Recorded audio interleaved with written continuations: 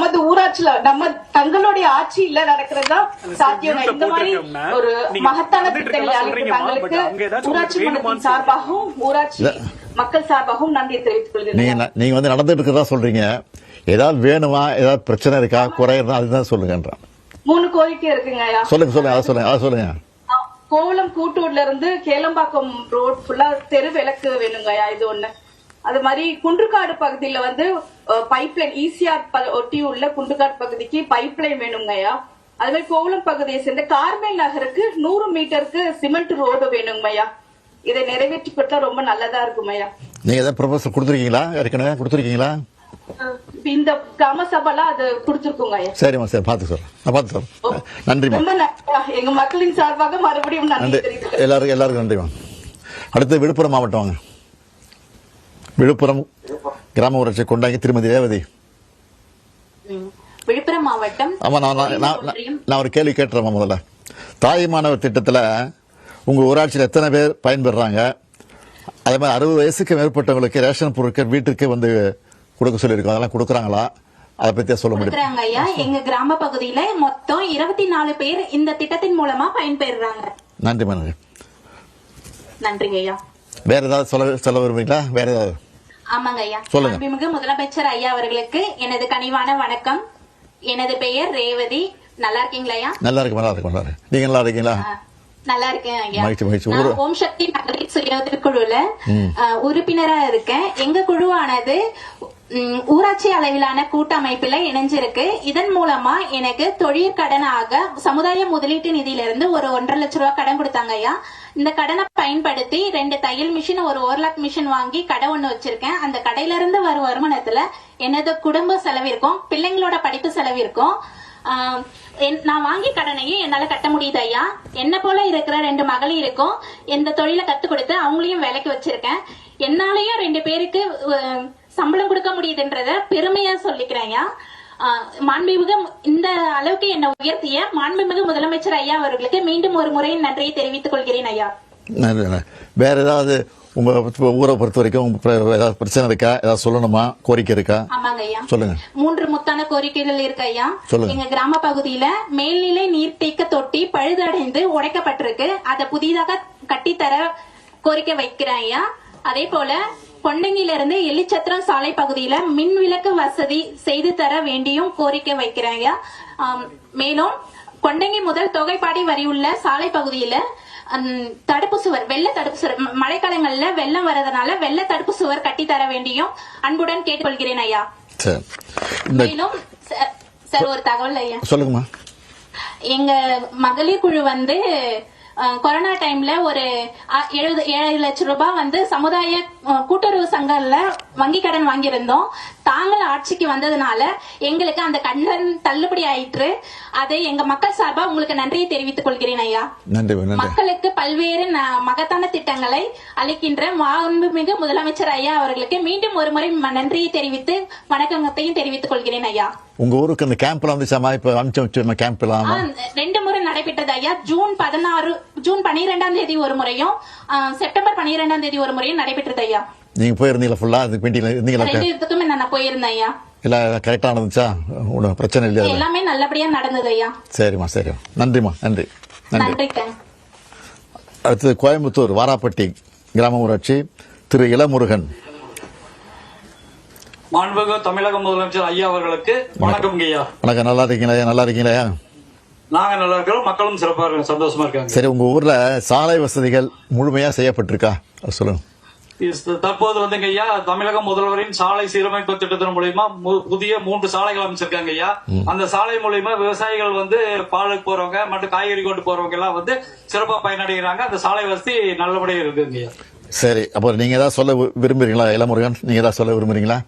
ஆமாங்க ஐயா, எங்க வாரப்பட்டி பஞ்சாயத்துல வந்துங்க கலைஞர் கனவு இல்ல திட்டம் ஐயாவால் கொண்டு வரப்பட்ட கலைஞர் கனவு இல்ல திட்டத்துல வந்து 85 பயனாளிகள் பயணிந்திருக்காங்க ஐயா. மேலும் வந்து 20 ஆண்டுகளுக்கு முன் கட்டப்பட்ட தொகுப்பு வீடுகள் சீரமைக்கும் ஊரக வீடுகள் சீரமைக்கும் திட்டத்தின் மூலமா 9 வீடுகள் சீரமைச்சு அந்த குடும்பத்தில் இருக்கிறவங்க எல்லாம் சந்தோஷமா வாழ்றாங்க ஐயா. மேலும் எங்களது ஊராட்சியில வந்துங்க 1800 மக்கள் வாழக்கூடிய வாரப்பட்டி என்ற ஊர் இருக்குங்க. அந்த சிற்றூருக்கு வந்து சாலை வசதி இல்லைங்க ஐயா. அந்த சாலை வசதி சிறப்பா இருக்கு, குடிநீர் வசதி சிறப்பா இருக்கு, தெருவிளக்கு இருக்குங்க. ஆனா பஸ் வசதி இல்லைங்க ஐயா. அந்த பஸ் வசதி அமைத்து கொடுத்தீங்கன்னா வந்து கல்லூரிக்கு செல்லும் மாணவ மாணவிகளுக்கும் வேலைக்காக நகர்ப்புறங்கள் செல்வர்களுக்கும் பயனுள்ளதாக இருக்குங்க. எங்க ஊர் அந்த வாரப்பட்டி ஊர்ல இருந்து 2 கிலோமீட்டருக்கு அந்த வந்து சந்திராபுரம் ஊர்ல வந்துங்க S27 77 2 பஸ் வருதுங்க ஐயா. அந்த 2 பஸ்ஸை வந்து எங்க ஊர் வரைக்கும் நீட்டிச்சீங்கன்னா உங்களுடைய இந்தியாவே பாராட்டக்கூடிய விடியல் பயண திட்டத்துக்கு வந்து எங்க மக்கள்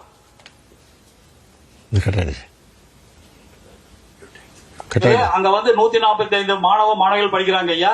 அங்க வந்து உயர்நிலைப் பள்ளி இருக்குதுங்க. அந்த உயர்நிலைப் பள்ளியில இருந்து மேலும் படிப்புக்காக வந்து மேல்நிலை பள்ளிக்கு செல்லணும்னா 8 முதல் 10 கிலோமீட்டர் போக வேண்டியது இருக்குதுங்க.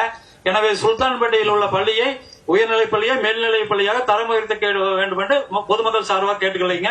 இந்த திட்டங்கள் அனைத்தும் எங்களுக்கு ஏற்படுத்தி கொடுத்தீங்கன்னா பொதுமக்கள் ரொம்ப சந்தோஷப்படுவாங்க ஐயா. நன்றி, வணக்கங்க ஐயா. மகிழ்ச்சி மகிழ்ச்சி, நன்றி. அடுத்து தென்காசி முள்ளிக்குளம் எம்ஏ முருகனா? எம்ஏ முருகன் ஐயா. வணக்கம் வணக்கம், நல்லா இருக்கீங்களா? நல்லா இருக்கீங்களா?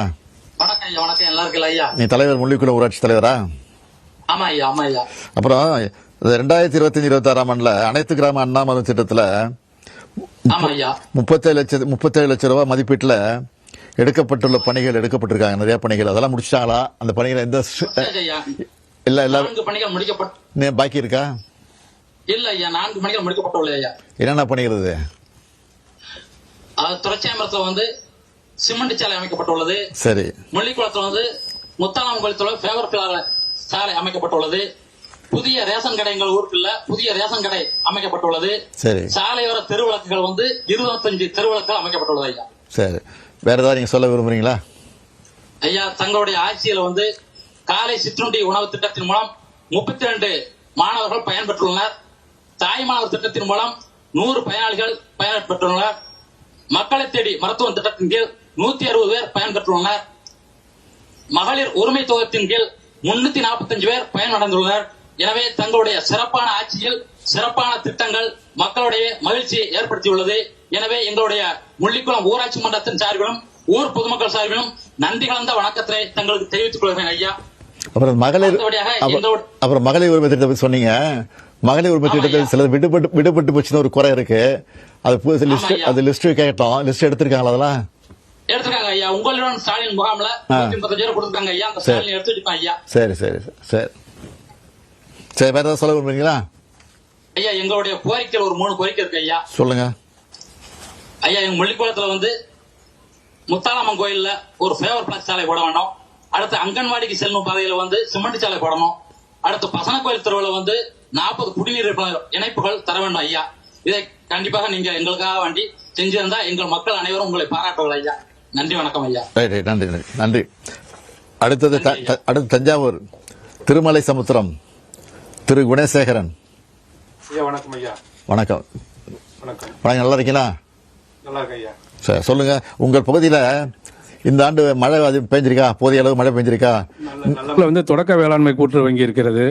ஆண்டாண்டு எங்க விவசாயிகளுக்கு குறுகிய கால கடன், மத்திய கால கடன் என்று விவசாயிகளுக்கு கடன் கொடுத்து உதவுகிறார்கள்.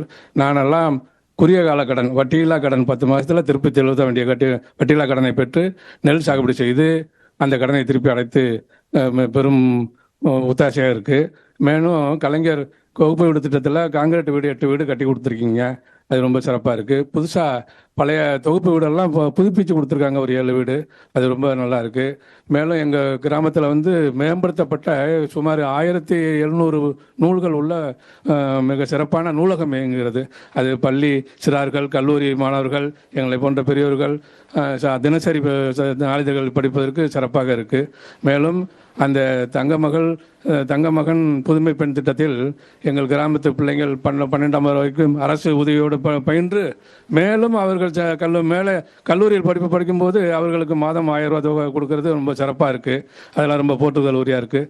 எங்களுக்கு இந்த நேரடி நெல் கொள்முதல் நிலையம் வந்து ஆண்டாண்டு இப்போ அங்கே இருக்கிறது தஞ்சாவூர் மாவட்டம். ஆனால் எங்கள் விவசாய நிலங்கள்லாம் புதுக்கோட்டை மாவட்டத்தில் இருக்குங்க ஐயா. அதுக்கு வந்து நாங்கள் நெல்லெல்லாம் புதுக்கோட்டைக்கு கொண்டு போய் நாங்கள் டிபிசி சென்டரில் விற்பனை செய்ய வேண்டியதாக இருந்துச்சு. சென்ற 2 ஆண்டாக நமது நாடாளுமன்ற உறுப்பினர், சட்டமன்ற உறுப்பினர்லாம் அணுகி எங்கள் ஊரிலேயே அந்த நேரடி நெல் கொள்முதல் நிலையத்தை தற்காலிகமாக அமைத்து கொடுத்து எங்களுடைய அறுவடை காலத்தில் அதை பயன்பெறும்படி கோரிக்கை வைத்தோம். அவர்கள் மனமும் வந்து 2 ஆண்டுகளாக அந்த நேரடி நெல் கொள்முதல் நிலையத்தில் எங்கள் கிராமத்திலேயே அமைத்து, ஏன்னா நாங்கள் புதுக்கோட்டைக்கும் தஞ்சாவூருக்கும் பாடரில் தஞ்சாவூர் மாவட்டத்தில் குடியிருக்கோம், விவசாயம் பண்ணுறது புதுக்கோட்டை மாவட்டத்தில் பண்ணுறோம். அதை கொண்டு போய் நாங்கள் விற்பனை செய்யும்போது 2000-3000 வாடகை தேவைப்படுது அந்த வண்டி வாகனத்துக்கு. அதை 2 ஆண்டுகளாக சிறப்பாக அந்த அதிகாரிகள் எங்களுக்கு மெனக்கட்டு நாங்கள் எங்கள் கிராமத்திலேயே இந்த நேரடி நெல் கொள்முதல் நிலையத்தை அமைத்து கொடுத்து நாங்கள் விற்பனை செய்து பலனடைந்தோம். வர காலங்களிலும் அதே மாதிரி நேரடி நெல் கொள்முதல்களை எங்கள் கிராமத்தில் அமைத்து விவசாயிகள் பலன் பெறும் வகையில் நீங்கள் அதுக்கான ஆவணம் செய்ய வேண்டும். மேலும் நாங்கள் தேசிய நெடுஞ்சாலை 6 வழிச்சாலையில் குடியிருக்கிறோம். எங்கள் ஊரில் எங்கள் விவசாய நிலங்கள் பூராக எங்கள் ஊருக்கும் வடக்கு புறம் அமைந்திருக்கிறது. எங்களுக்கு ஊருக்கும் தென்புறம் தான் எங்கள் விவசாய நிலங்கள் இருக்குது. நாங்கள் இந்த சாலையை கடந்து தான் அந்த விவசாய ஏரிகளுக்கோ பம்பு செட்டுகளுக்கோ எங்கள் கழனிகளுக்கோ செல்ல வேண்டியதாக இருக்கிறது. இது தற்சமயம் சென்ற மாதம் கூட அந்த இடையில் அந்த போக்குவரத்தை தடை செய்வதற்கு நம்ம தமிழ்நாடு அரசு காவல்துறையும் நெடுஞ்சாலைத்துறையும் வந்து விட்டார்கள். அதை அந்த உள்ள நடுப்புற போக முடியாமல் எங்களுக்கு 2 பக்கமும் அங்கிட்டு இங்கிட்டு போக முடியாமல் பண்ணிட்டாங்கன்னா நாங்கள் விவசாயம் பண்ண முடியாது. வண்டி மாடு, கால்நடைகள், டிராக்டர்கள் எல்லாம் செல்ல முடியாது. அதனால இந்த இடையில அந்த மீடியேட்டர் அமைச்சு கொடுக்கும்படி தங்களுடன் கோரிக்கை வைக்கிறேன்.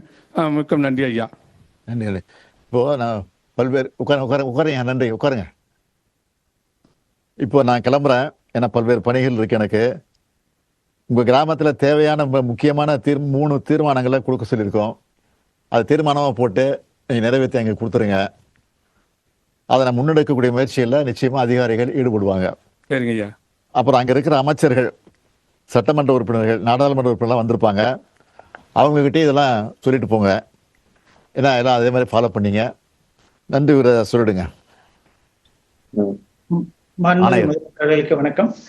இந்த வரலாற்று சிறப்பு மிக்க கிராம சபை கூட்டத்தில் கலந்து கொண்டு சிறப்பித்த நல்ல ஆலோசனைகள் வழங்கிய மாண்புமிகு தமிழ்நாடு